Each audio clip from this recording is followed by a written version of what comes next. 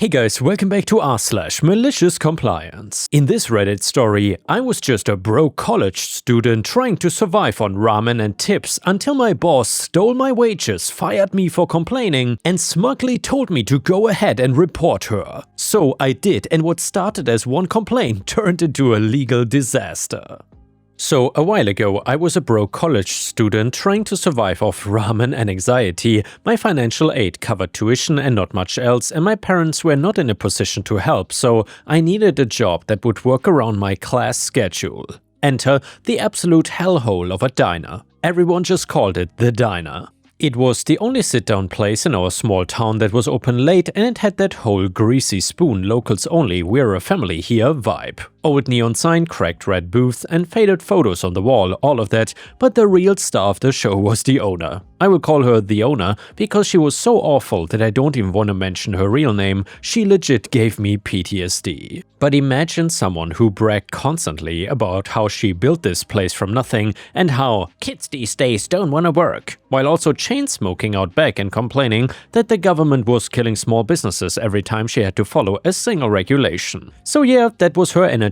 I saw a handwritten "Server wanted, evenings apply within" sign taped to the front window. At that point, I was basically applying to anything that moved, so I went in. It was dead between lunch and dinner, just one old guy at the counter and the owner counting cash at a booth. She looked me up and down like she was trying to figure out if I was gonna steal the salt shakers. We did the world's shortest interview, and she asked if I'd ever surfed before. I hadn't, if I had thick skin, and if I could work weekends. I said I was a fast learner, I could work evenings and weekends, and I really needed the job. She grunted, slid a paper application at me, and by the time I finished filling all of it out, she told me I could start the next day. No tax forms, no W-4, no I-9, nothing, just "you start tomorrow." I should have seen the red flag right there, but again, broke college student. I told myself she would probably handle the paperwork later like a normal employer. Spoiler. LOL, no. Training was basically follow this other server around and try not to mess up too bad. The other server, who I will call seasoned server, wasn't that "I've seen some things" face. She was probably mid-30s, moved like she'd been doing it forever, and had that calm deadpan way of talking that only people who have been mistreated by the service industry can pull off. She pulled me aside at one point and said quietly, "Just a heads up, clock in as late as you can and clock out as soon as she tells you, because she watches that like a hawk. And keep track of your hours yourself, don't trust the checks." That should have been my second red flag. I just nodded like I understood, but inside I was thinking, how bad could it be? Again, LOL. Right away, the owner had little rules that were not really rules so much as free labor. Stuff like, you cannot clock in until your first table sits, just roll silverware while you're waiting. If it slows down, go ahead and clock out and I will call you back on if it picks up. We all help out, so everyone stays until side work is done, even if you are off the clock. That's just being a team player. The first night, I came in 30 minutes early like she told me, and she literally took the time card punch thing out of my hand and said, "Not yet, honey. We don't clock in just to stand around. Grab a bucket of silverware and start rolling. You can clock in when people start walking through that door." So I spent almost an hour off the clock wrapping knives and forks and napkins while she walked around talking about how hard it was to find good workers. I went home tired and smelling like fryer oil, but I had tips and a little bit of optimism left. Well, that optimism didn't last long. The diner had a tip pool. On paper, it was supposed to work like this. All the servers put their cash tips in a jar at the end of the shift, and the owner evenly distributed it based on hours and sections. In reality, it was more like this. We put our money in the jar, the owner took it in the back with the register cash, fiddled around for a while, and then walked out with some envelopes that never really looked like they matched what we had seen. The seasoned server warned me, "Count your tables." If you get stiffed a lot, fine, that's life, but if you have a good night and your envelope looks sad, that is when you know. The first week I didn't question anything. I was mostly in the small section near the kitchen, still learning the menu, still messing things up. I shrugged it off, told myself it'd get better when I got better, and then one night I had one of those unicorn shifts. Big parties, nice people, like 3 separate tables who left 20 to 25% on big checks, and I mentally tallied the tips. I'm not a math genius or anything, but I was pretty sure I had around $100 in cash there, bare minimum. End of the night we closed to side work, dump our tips in the jar, and the owner disappears into the back with it. She comes back out and hands me an unsealed envelope, inside 40-something bucks. I just stared at it. I thought maybe I miscounted, maybe the other server had a terrible night and we were balancing or whatever. But the seasoned server caught my eye and did this tiny shake of her head like, yeah, welcome to the club. I didn't say anything that night. I went home, wrote down every table about what they tipped and what my share was. I still have that notebook, and that was when I decided if she was gonna play games, I was gonna start keeping score. A couple weeks in, I finally got my first paycheck for my hourly. The owner did that thing where she made a big show of handing out checks in front of everyone and saying, "Don't forget, your real money is in your tips. Uncle Sam just takes this anyway." I opened mine and almost burst out laughing. My hourly rate was literally lower than the already low-tipped minimum wage in my state, not by a huge margin or anything, but low enough that I knew something was off here. I checked my hours, that was worse. According to my own little notebook, which I was now religiously updating after every shift, I had worked something like 32 hours that pay period. The check showed only 23 though. I went home, pulled out my notebook and matched dates and times.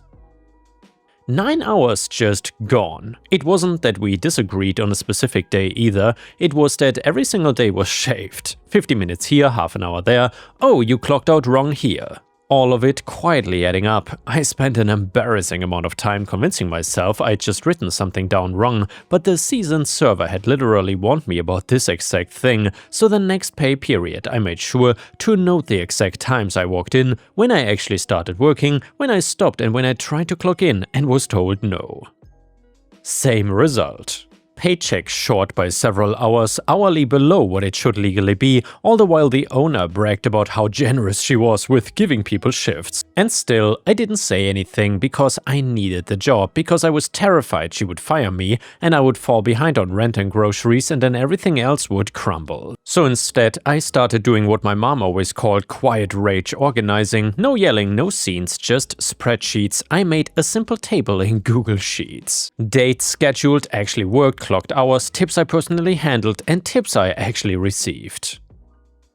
I took photos of the schedule with my phone every week, I snapped pictures of my time cards when nobody was looking, I kept every single pay stub in a folder, and by the third paycheck I had a pattern. To give some more context here about how bad this place was, the owner ran the place like some weird mix of high school clique and sweatshop. If she liked you, you got the good weekend night shifts and big tables, but if she didn't, you were stuck in the back section by the bathrooms during slow afternoons. She loved telling stories about lazy kids she had fired. According to her, they all had attitude or thought they were too good for the job, and anytime someone tried to bring up anything money related, she would shut it down. One buzzer casually asked about a missing hour and she snapped at him in front of everyone about stealing time. A cook mentioned overtime once and she literally laughed and said, "We don't do overtime here. If you had full-time hours, I just cut you from the schedule. Problem solved." Everyone was scared of her, but also weirdly resigned. The seasoned server, a couple of the line cooks and even the dishwasher, they would all complain to each other in the back about missing money, about the jar and about the off-the-clock work. However, if anyone suggested doing something official, it turned into that tired, defeated, "Yeah, and who's gonna listen?" She would just deny it. We need the job. I get it, most of them had kids, rent, bills, situations way flexible than broke college student. I was the one with the least to lose, which I think the owner picked up on faster than I did. The turning point came during a week from hell. One server's kid got sick, one cook just stopped showing up, and the owner was now in full panic mode. She started giving me extra shifts because I was young and energetic and didn't have real responsibilities yet. That week I clocked in at least 45 hours, that's just what I could prove based on the time cards and when she actually let me clock in. If you count all the off-the-clock side work she made us do, it was probably over 50. By the end of it, I was exhausted, falling behind on schoolwork and living off coffee and whatever bread I could sneak from the kitchen. I told myself, at least this check will be good. I literally budgeted what I thought it would be. I was like, okay, I'll pay rent, buy real groceries and maybe even catch up on a bill. But then payday comes. The owner does her little show again, handing out checks like she's Santa Claus or something. I open mine. It was smaller than the one before. Fewer hours, same illegally low hourly rate. Some random adjustment line that made no sense. I checked the stub. 37 hours, not 45, definitely not counting off the clockwork, no overtime line at all. Something in me just snapped. Not loudly, not dramatically. It was more like a switch flipped from be quiet and grateful to, okay, you wanna play this game? We will play for real. Still, I didn't confront her right then. I went home, I pulled everything out, notebook, photos of schedules, timecard pics, pay stubs. I spent hours lining everything up, dates scheduled, actual hours there, what the timecard said, what the paycheck said. I color-coded things and I even highlighted patterns. When I finally had it all in one place, I realized she had shorted me a little over $400 over about 2 months. That's not some rounding error, that is rent, textbooks, gas, food. I printed the spreadsheet, I printed the pay stubs, I printed the pictures of the schedule, and I put everything in one of those cheap plastic binders. I knew if I went in empty-handed, she would gaslight me into thinking I just remembered everything wrong. I picked a shift where I knew it would be slow at the start. I got there a little early with my binder in my backpack. Of course, the second I walked in, she was already mid-rant about something the dishwasher did. I almost backed out right there, but I told myself if I didn't do it now, I never would. I waited until there was a lull, no one at the counter, just 2 tables with their food. The seasoned server gave me a, "You okay?" look. I took a deep breath, walked over to the owner in her usual booth office and asked if we could talk privately. She did that annoyed sigh like I just asked for a kidney, but waved me into the back storage area. The second door closed, she went, "What is it? Make it quick, I don't have time for drama." I said something like, "I think there's been some mistakes on my paychecks. I brought everything with me. I've been keeping track of my hours and I'm missing a lot of time." She gave me this look like I'd personally insulted her ancestors or something. I pulled out the binder and showed her my notes, the schedules, the pay stubs. I pointed to 1 week where I'd been scheduled for 5 shifts, showed her where she had written me in, and then showed her the pay stub where it only reflected 4 days. I was not rude, I didn't accuse her of anything. I used all the nice soft sound language like discrepancy and mistake and could we fix it? She let me finish, stared at the papers for a full second and then literally laughed in my face. Not a nervous laugh, a full-on "you're adorable" kind of laugh. Then she went off. She told me I clearly didn't understand how real businesses worked. She said the system rounds things and everybody loses a little here and there. That is life. She told me if I wanted a steady salary, I should go get a real degree and work in an office because this is the service industry, honey, not a charity. I tried once more, pointing out specific hours, the illegal hourly rate, but she cut me off and said something along the lines of, "If you don't like how I run my business, go file a complaint with the Department of Labor. See how far that gets you. I've been doing this for years, nobody's ever done a damn thing about it." It was the "I've been doing this for years" that really stuck in my brain. She said it with pride, like she had outsmarted the entire system for over a decade, and I was just some naive kid who would fall in line. I just stood there, binder in my hands, kind of stunned. She must have taken my silence as backtalk because she then tagged on, "And you know what? I don't like your attitude. If you think I'm stealing from you, then clearly this is not the place for you. Turn in your apron. You're done here." Just like that. No warning, no write-up, fired for attitude problems. I asked if she was serious and she said something like, "I'm not gonna have some college kid come in here and tell me how to run my diner. Get out." So I did.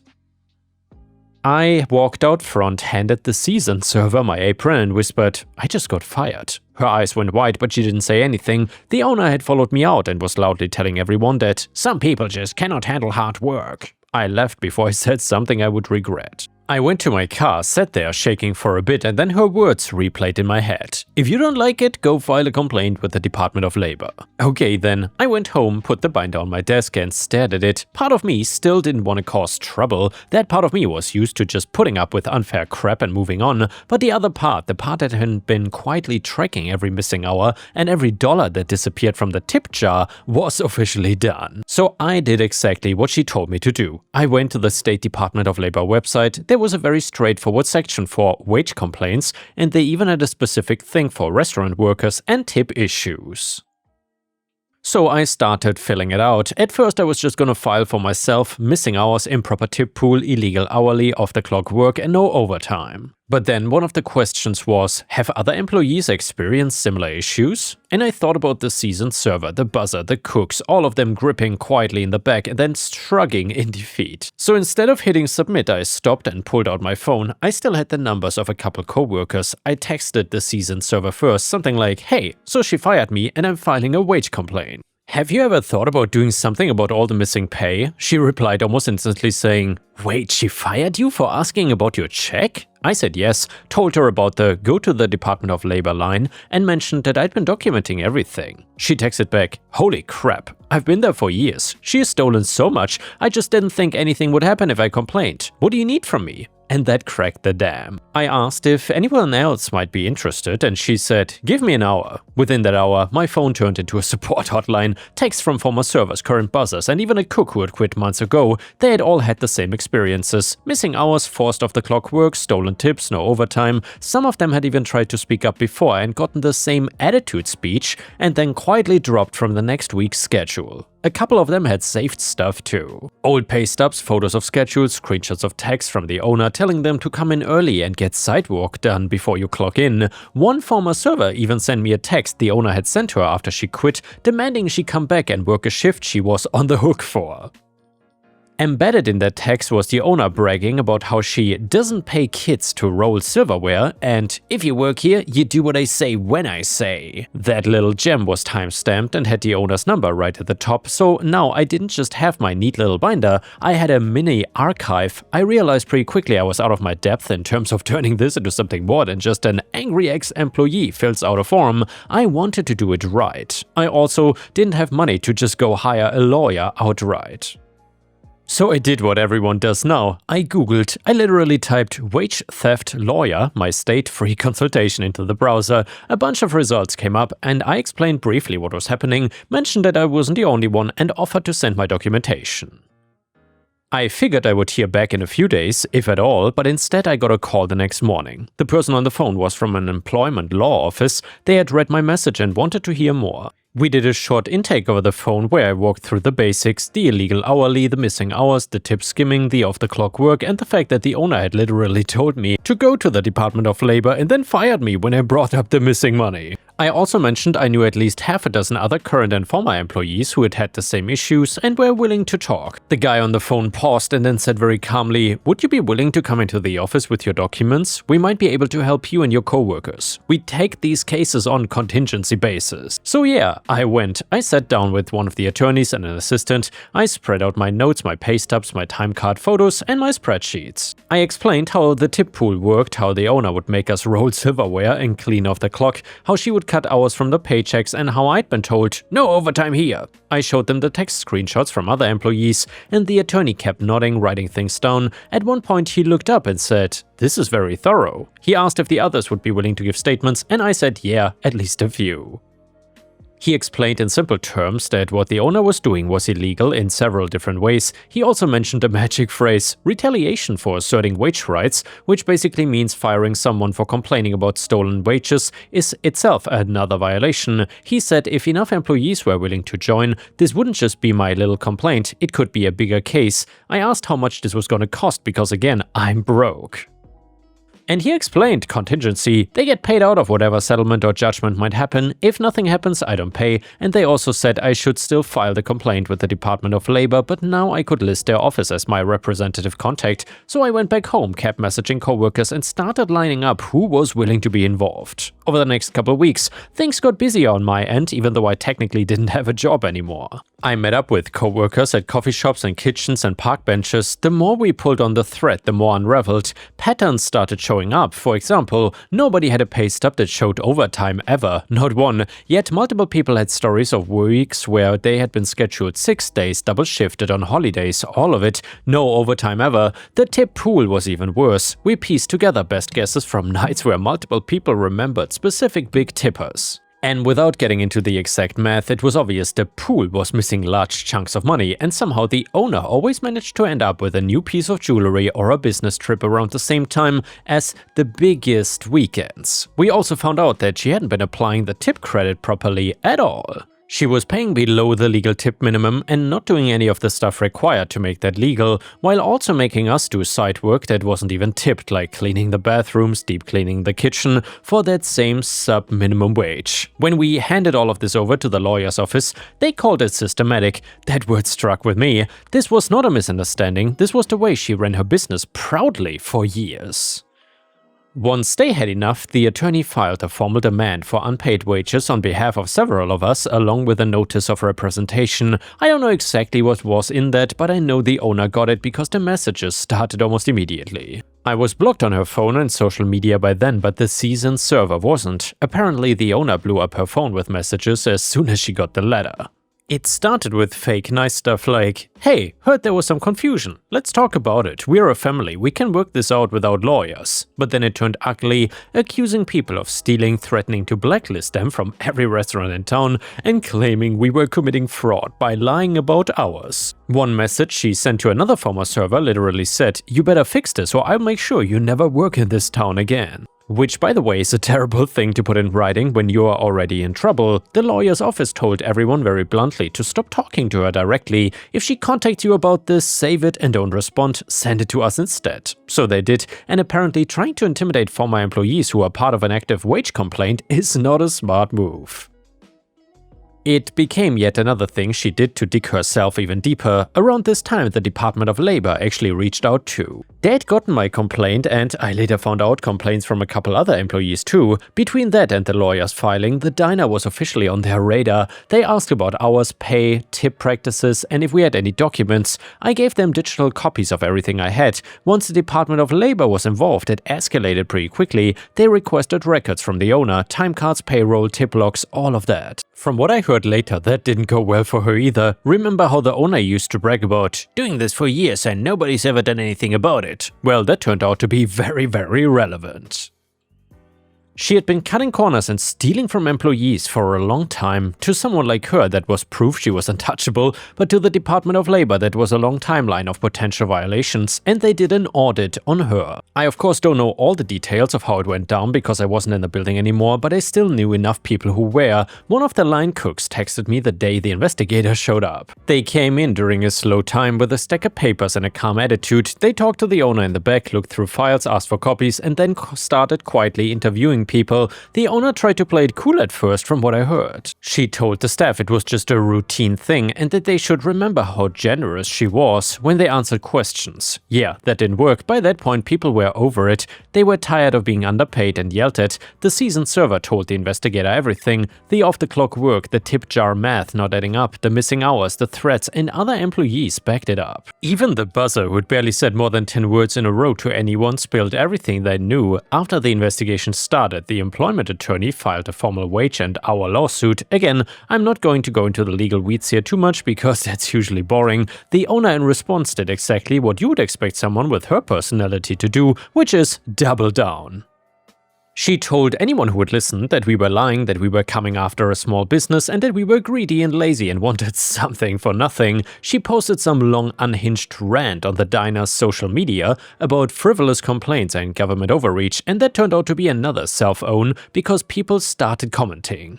Former employees chimed in like, "Actually, I work there and this tracks." And the customers were like, "Wait, you don't pay your staff properly?" Her attempt at controlling the narrative just made more people aware there was a problem. Behind the scenes, the Department of Labor finished their audit. We started hearing bits and pieces through the lawyer's office. The audit had found unrecorded hours, improper application of the tip credit, failure to pay overtime when required, and all the fun stuff we'd been talking about. The state hit the diner with an order to pay back wages to several employees plus penalties, and it wasn't instant cash in our pockets or anything, but it was a formal written, "You did wrong and you owe people money." On top of that, our separate lawsuit was still moving along. The owner clearly didn't want to go to a full trial, which the attorney told us would be risky, time-consuming, and expensive for everyone, so there were talks about a settlement. While all that was going on, the diner's reputation started tanking. Word spread fast in a small town, people talk, and a couple of us were pretty open about the fact that we had filed wage complaints. Regulars started asking the staff about it, and some stopped coming in altogether.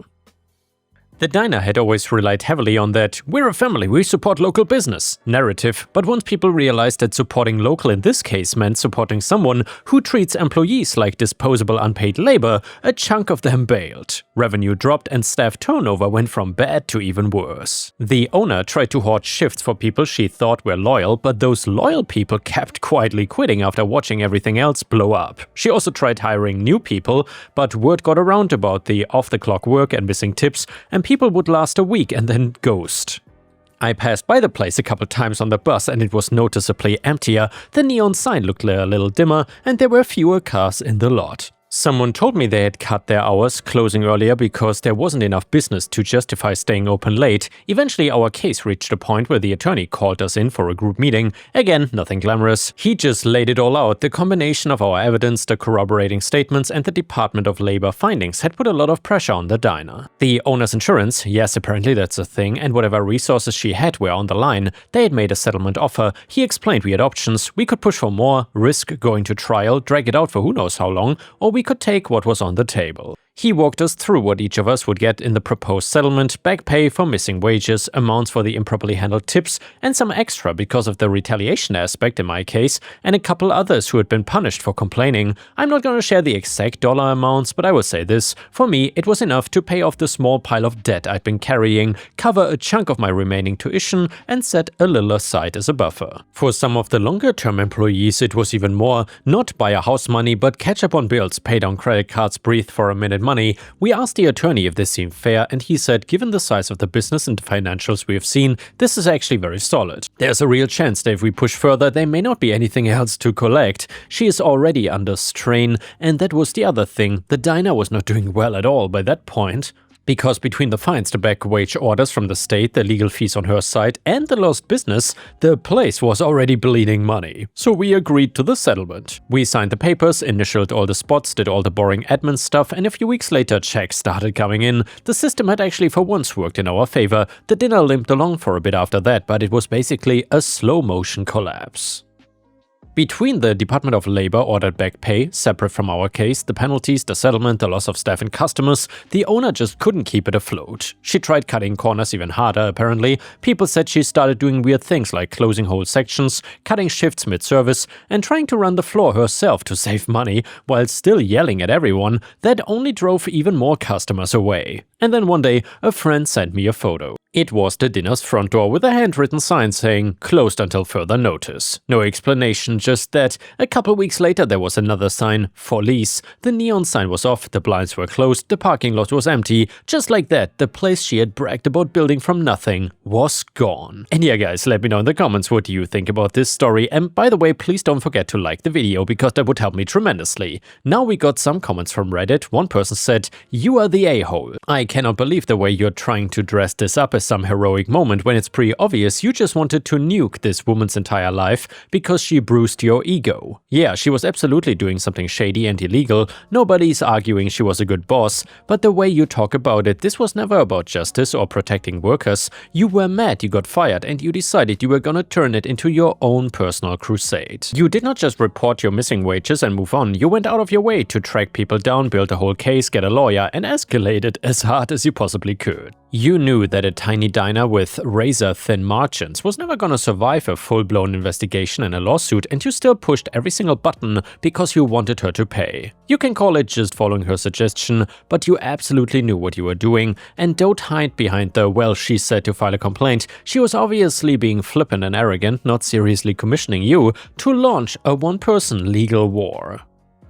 You are a grown adult, not an NPC executing a voice command. You choose to treat that throwaway line like a binding contract because it gave you a justification to go scorched earth. What really seals it is how you talk about the outcome, though. There's not a hint of real conflict or sadness about the fact that a bunch of other workers lost their jobs. It's all framed as this cinematic, "I walked by and saw the for lease sign and wow, what a moment" thing. Real human beings who also relied on that place, who might have kids, rent, no car to get to another job, etc. They're basically background props in your movie about how clever and righteous you are. You could have filed a complaint, made sure you got what you were owed, and maybe warned people and let the state handle it at their pace. Instead though, you went full, "I will burn your livelihood to the ground and turn it into internet content," and then slapped the words "she told me to" on it, like that cancels out everything. That's not noble, that's not standing up for yourself, that is enjoying the hell out of total destruction and trying to convince yourself it was inevitable. So yeah, she is an a-hole, a big one, but you're not the hero here. You are absolutely an a-hole too, and your complete lack of self-awareness about how far you took this is wild. YTA.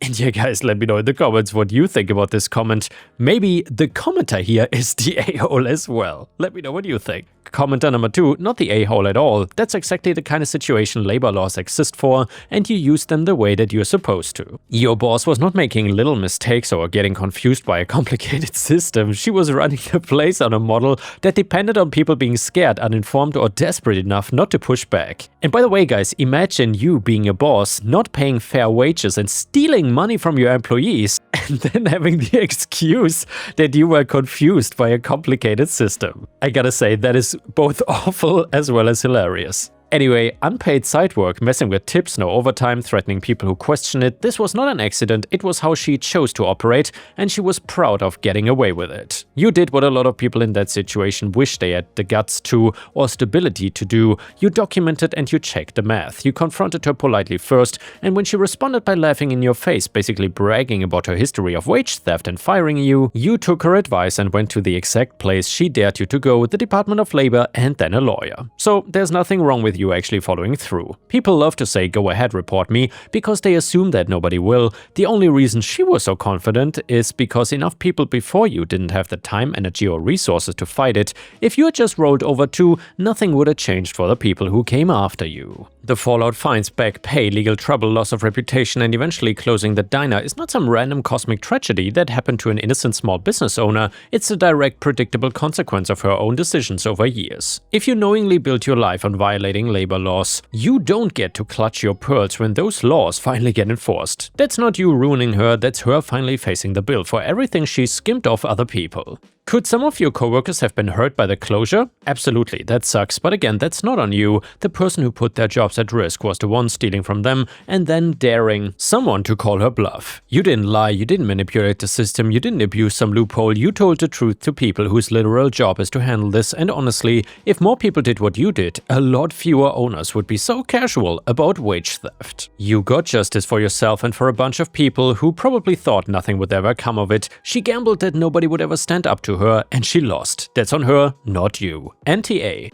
And the next one is a fantastic malicious compliance story, which is titled, Harass Me for Tickets? I Will Sell Them Instead. So I bought tickets to a really desirable concert with my cousin for $200 each back in February. I've been looking forward to this concert all year. A couple of weeks ago, my cousin told me she couldn't go anymore and I can keep her ticket and invite a friend. Even though she paid $200 for her ticket already, she said she didn't want her money back and that any friend I invite can go for free. I invite a friend of mine to go with me and she says yes. She's excited that she can go and is grateful she got a ticket for free. The day of the concert is coming up in 4 days and she texts me to let me know it's forecast to snow the day of the concert and it'll be super cold and windy with wind chills down to 0. I check the weather apps and decide to listen to the local news forecast on TV. It doesn't look good. I tell my friend that I don't drive in the snow and cannot really take the train because the outdoor temp will be so low, and in my area I sometimes have to wait for the train outside for 20 minutes or so and don't feel comfortable being exposed to the cold for that long. I also cannot Uber to the stadium because the round trip would be too expensive. I tell her if the weather is bad that day, I will just transfer the tickets to her and she can go without me. She then starts pressuring me to let her know ahead of time so she's not scrambling at the last minute. I told her that snow and weather predictions are pretty variable in our area and I cannot really decide until the day off when I get a feel for how much snow has fallen, it's supposed to fall overnight, and see the condition of the roads and see how bad the wind and the wind chill really is. She lives very close to the venue, so it'll be easy for her to get there even if the weather is bad. She again says that the right thing to do is to let her know a couple days ahead of time so she can find someone else to go with. It's making me uncomfortable that she's already planning to go with someone else before the snow even hits the ground. She got a friend she usually goes to concerts with who also lives near her, so I knew in her beady little brain that she's planning a concert outing with her other friend and just wants me to transfer the tickets now instead of waiting for the actual weather event. I think about it for a minute. I tell her that I've decided ahead of time since the weather will be bad, so list my tickets for resale and try to get my money back since I cannot go. She responds with, wow. I replied, oh, did you just expect me to transfer $400 worth of tickets to you before the snow even hits the ground, or do you want to buy the tickets yourself? She didn't respond. Even if the tickets don't sell, I'm not giving them to her anyway. Update, my friend texted me this morning and offered $200 for both tickets since my cousin already said she could have the other one free, and I responded, wow, that's so nice of you. A real friend would invite me to stay over in case of bad weather so I wouldn't miss this once-in-a-lifetime concert experience. That's what my cousin would have done, as she also lives nearby. I told you guys, she was already planning on taking someone else. Nope, nope, nope. Update number 2, if she's willing to fork over $200, then why not offer to pay for my Uber costs, which would be $150 round trip, or offer to pay for a hotel if she doesn't want me in her house. It's all fishy to me anyway. Update number 3, my tickets sold for full price, so now I have $400 and can give my cousin her money back. And the next one is a fantastic petty revenge story, which is titled Apartment Just Got Smaller. So this happened to a friend. He lived in an apartment with a landlord who was completely unresponsive. On the rare occasion where you could get him on the phone to let him know about a problem, he always sounded sympathetic and promised action, but very little ever came of it. Little things like no heat in the winter for a month. So then my friend found another place to live and gave notice. The week before he was to move out, the landlord asked him for permission to have a photographer come in while he was at work so he could take pictures of the apartment and advertise it. Well, here is where my friend decided to get in a little very petty revenge. So the day before the photographer was to come in, he moved all of the furniture in the living room closer to the center of the room, like couches, chairs that were against the wall, were now moved 8 inches closer to the center of the room. And the apartment was not very large to begin with, but now it looked absolutely cramped and gave the impression that you would have a hard time moving around in there. A month or so later, the apartment was still on the market because hey, who wants to live in a cramped little shoebox? And yeah guys, thank you for watching, please don't forget to subscribe and I will see you again tomorrow.